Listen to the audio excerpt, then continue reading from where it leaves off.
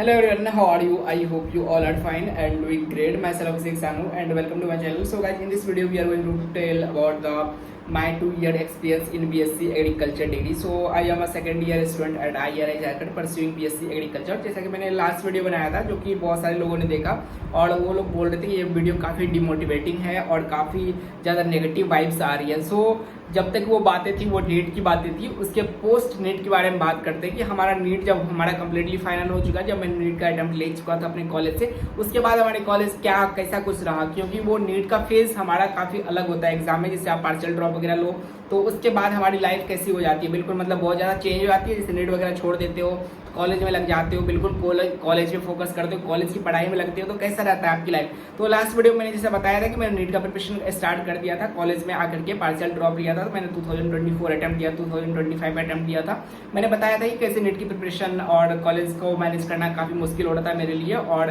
किस टाइप से मेरे को बहुत ज़्यादा मुश्किलों का सामना करना पड़ा था. और मैंने एग्जाम वगैरह दिया था तो हमारा एग्जाम नीट वगैरह नहीं हुआ था. ठीक है, तो अभी इस वीडियो में बात करने वाले हैं कि उसके बाद हमारी लाइफ में क्या कुछ रहा, कैसा रहा, उसके बाद हमारा कैसा रहा. ठीक है, तो सेकेंड सेमेस्टर तक जैसे कि मैंने नीट वगैरह कंप्लीट कर दिया था. उसके बाद जो है मेरा थर्ड सेमेस्टर जो स्टार्ट हुआ था.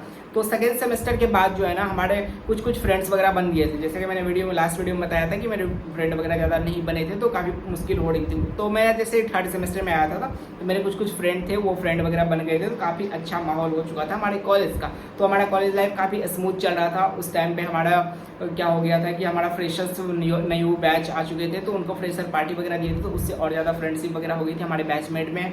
और बैच जो जूनियर बैच आने से हमारा इंटरेक्शन थोड़ा बहुत बढ़ गया था. हमारे बैच में थोड़ा ज़्यादा यूनिटी वगैरह दिखने लगी थी. जैसे कि पहले सांप वाले बिहेवियर थे, वो तो सांप वाले बिहेवियर थे ही, ठीक है, लेकिन थोड़े से वो सांपनेस उनका कम हो गया. ठीक है, तो उनका डसने का जो फ्रीक्वेंसी था ना वो थोड़ा कम हो गया क्योंकि उनको हमारा जो है यूनिटी भी दिखाना था. तो इस टाइप से वो थोड़ा सा अच्छा हो गया था. ठीक है, तो जूनियर के आने से हमें लगा कि हाँ सीनियरिटी फील होने लगी कि अब सीनियर हम हो गए हैं तो हम अगर ऐसा बिहेव करेंगे तो हमारी क्या ही रिस्पेक्ट रह जाएगी जूनियर के आगे में.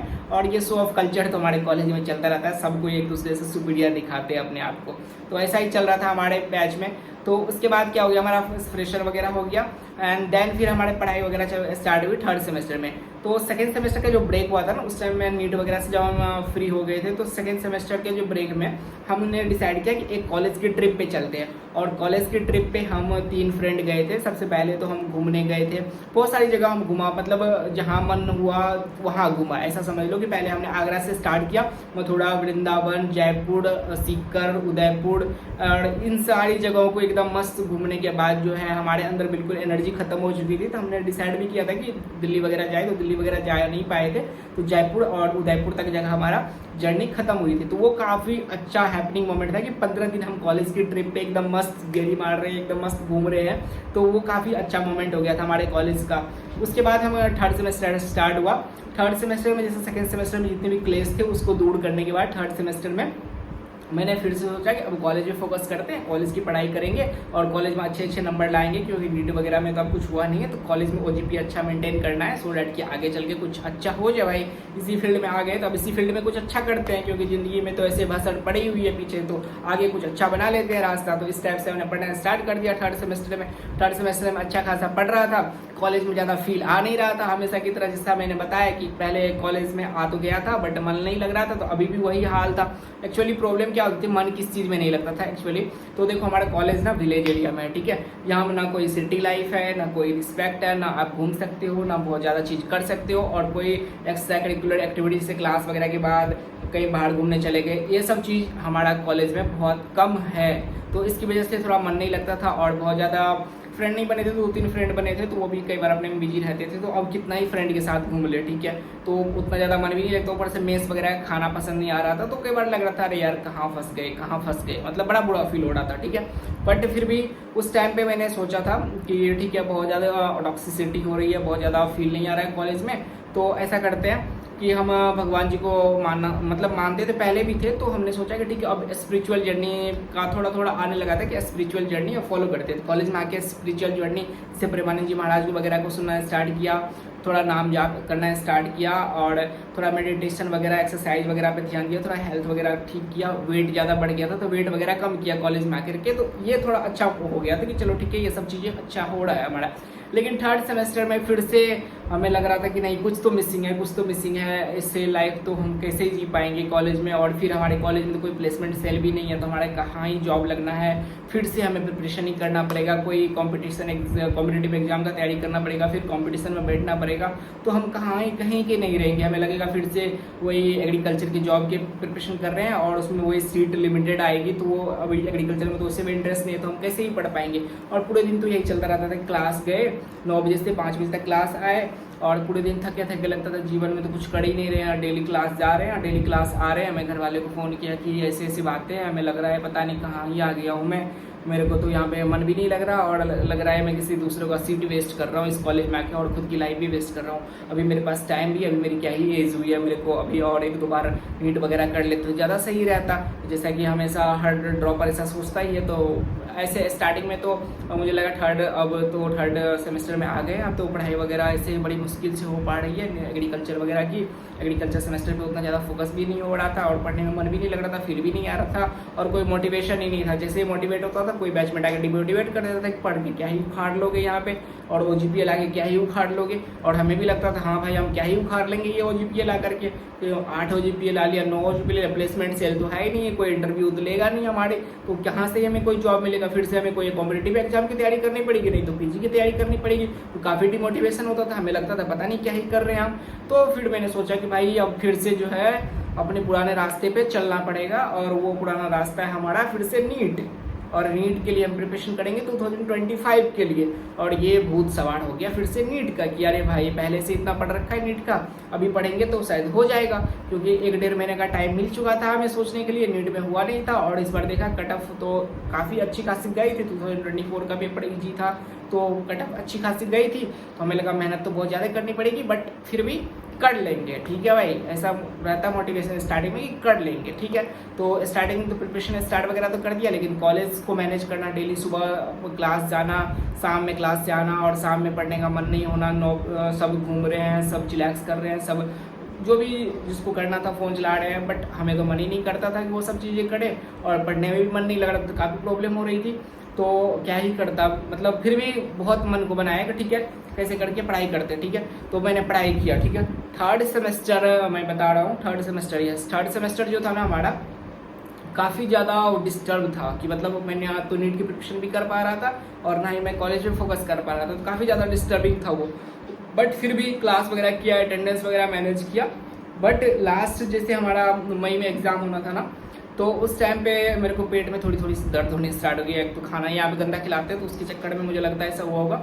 तो फिर मैंने सोचा कि ठीक है अब नीट की प्रिपरेशन तो साथ में चली रही है, तो पेट वगैरह में दर्द हो रही है, एक अलग से ही हेल्थ की इशू हो गई है, तो एक डॉक्टर से जाके एक बार चेकअप करा लेते हैं। तब तक हमारा एग्जाम एंटर हो चुका था, एंटर में ठीक ठाक नंबर आ गए थे, 28, 25, 26 वगैरह ठीक ठाक आ चुके थे as compare to last year, ठीक है। तो मैंने सोचा ठीक है पढ़ाई वगैरह सही चल रही थी, एक बार चलते हैं डॉक्टर से चेकअप करवाते हैं पेट में क्या ही हो रहा है। तो मैं घर चला गया सिर्फ चेकअप कराने के लिए, थर्ड सेमेस्टर के प्रैक्टिकल एग्जाम के टाइम में ही, हमारा प्रैक्टिकल एग्जाम लगभग खत्म होने वाला था तभी गया था। तो जैसे ही घर गया था तो मेरे घर पे एक्सीडेंट हो गया भाई, और पैर मेरी जो ये लेफ्ट एंकल थी ना, लेफ्ट एंकल बिल्कुल एकदम ट्विस्ट हो गई थी, और बहुत ज़्यादा स्वेलिंग हो गया था। तो मेरे को समझ नहीं आ रहा था, क्योंकि मैं उस टाइम में कॉलेज भी नहीं आ पा रहा था, और मैं पढ़ाई भी नहीं कर पा रहा था। तो मैंने सोचा ठीक है घर पे बैठे बैठे करना क्या है, कि इतने दिन से नीट का प्रिपरेशन ही कर रहे हैं, और एग्जाम का भी 2-2.5 महीने थे नीट में, ठीक है। मैंने सोचा ठीक है 2-2.5 महीने ना अब नीट में प्रिपरेशन ही करते हैं घर से। तो उसके चक्कर में क्या हुआ, मैंने पूरा एंड टर्म छूट गया, मेरा 2-3 प्रैक्टिकल एग्जाम भी छूट गए। तो थर्ड सेमेस्टर में मैंने पूरा का पूरा एंड टर्म छोड़ दिया, पूरा एंड टर्म छोड़ दिया, यानी कि जो हमारा लगभग 1 महीने एग्जाम होता है एंड टर्म का, तो वो पूरा 20 दिन तक हमारा जो है, पूरा 20 दिन तक मैं एग्जाम पूरा छोड़ दिया। उसके बाद एग्जाम के एडिशनल 20 दिन और छुट्टी होती थी, लगभग 40 दिन की हमारी छुट्टी थी, ठीक है। मतलब 20 दिन एग्जाम को छोड़ दिया था, तो एग्जाम छूट गया था, प्लस 20 दिन हमारा छुट्टी था, तो लगभग 40 दिन उसमें चले गए।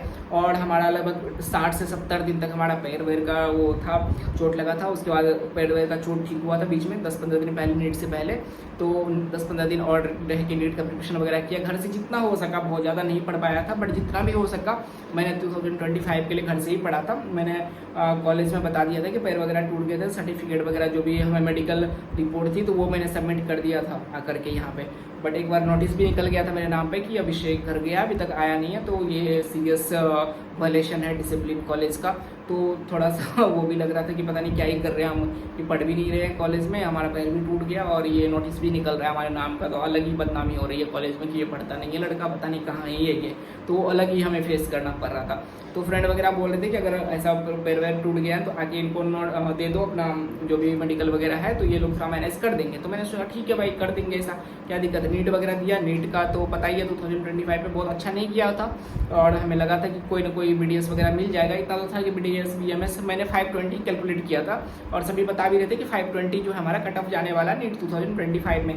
तो मैंने सोचा ठीक है 520 अगर कट ऑफ जाता है ना तो हमारा कुछ ना कुछ हो जाएगा, कहीं ना कहीं तो लग ही जाएगा, ठीक है। बट हमारा जो है फिर मैं कॉलेज आ गया, ठीक है, बताता हूँ आगे रिजल्ट क्या हुआ, ठीक है।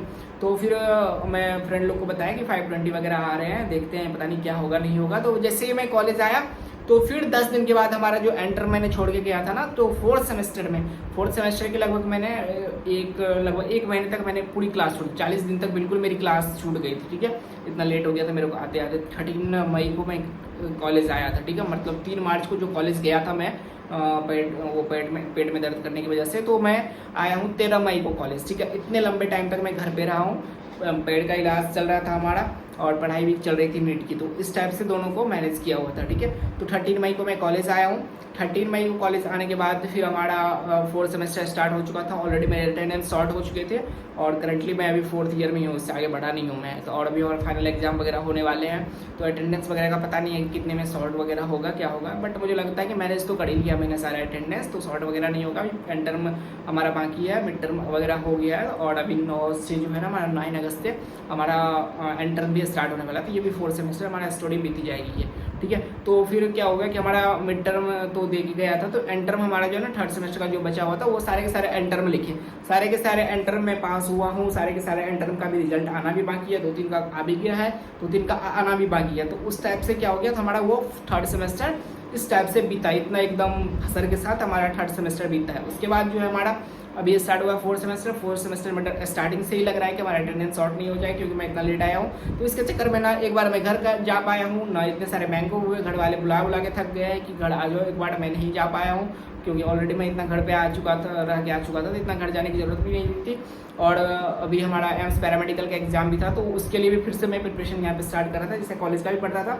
एम्स पैरामेडिकल का बहुत ज़्यादा नहीं पढ़ा था, बट थोड़ा बहुत देखना ही पड़ता था, तो थोड़ा बहुत देख ही रहा था, ठीक है। अभी हमारा 13 जुलाई को पेपर देख के आया हूँ मैं, जो कि था हमारा एम्स पैरामेडिकल का। तो नीट 2025 का जो रिजल्ट आया था तो उसमें मेरे स्कोर बने थे 505 और इस मार्क्स पे हमें कोई भी बिहार में कोई MBBS कॉलेज नहीं मिल सकता था और ना ही नेशनल लेवल पे कोई कॉलेज मिल सकता था। ये काफ़ी एक सेटबैक था हमारे लिए कि यार इतनी सारी सेक्रीफाइसेस के बाद, इतना सारा भसड़ मचाने के बाद अभी तक हमारा कोई MBBS निकला ही नहीं है भाई, तो काफ़ी ज़्यादा बुरा लगा, ठीक है। और बाकी बैचमेट तो हाँ ही वो बोलने के लिए रेडी ही थे कि आपका तो 4 बैक लग गया, 5 बैक लग गया, आपका तो क्या ही होगा, आपका तो ज़िंदगी झंड है, ऐसे मतलब बोलने के लिए तो डायरेक्ट नहीं बोल देते, बट उनका मोटो यही था बोलने का कि आपकी ज़िंदगी तो अब ख़त्म हो गई है, ठीक है। तो इस टाइप से काफ़ी बुरा भी लग रहा था कि यार नीट नहीं हुआ, इतने दिन से कॉलेज में नहीं था। तो फिर सोचा चलो एम्स पैरामेडिकल तो भर ही दिया, ये भी देख लेते हैं। तो एम्स पैरामेडिकल का भी रिजल्ट जो है 13 को एग्जाम दिया था और 18 को रिजल्ट आ गया था, ठीक है, 18 जुलाई को। तो उसमें हमारी रैंक बनी 281। तो एम्स पैरामेडिकल में तो हो गया, सब बोल रहे थे एम्स दिल्ली वगैरह मिल जाएगा, तो एम्स दिल्ली वगैरह ले लो। मैंने सोचा ठीक है देखते हैं, अभी काउंसलिंग वगैरह चल रही है, अगर एम्स दिल्ली वगैरह मिलते हैं तो डिसीजन अभी पेंडिंग है कि हमें एम्स पैरामेडिकल लेना चाहिए, BSc एग्रीकल्चर कंटिन्यू करना चाहिए या इन भसर के साथ आगे ज़िंदगी को कंटिन्यू कर सकते हैं। सो देखते हैं क्या कुछ होता है। अभी तो हमारी लाइफ ऐसी चल रही है और हमारी स्टोरी अभी तक बाकी है। पार्ट 3 में बताएंगे हमारा 4th सेमेस्टर में क्या हुआ, देन आगे 5th सेमेस्टर में क्या हुआ और हमारी लाइफ किस टाइप से आगे बढ़ रही है। सो आई होप कि आपको वीडियो पसंद आया। वीडियो थोड़ी सी लंबी होगी, बाकी सारी चीज़ों को मैंने कंक्लूड कर दिया और ऐसी रही हमारी BSc एग्रीकल्चर की 2 ईयर का एक्सपीरियंस हो। See you in the next video and channel को सब्सक्राइब किया, चैनल को सब्सक्राइब कर देना। Okay bye.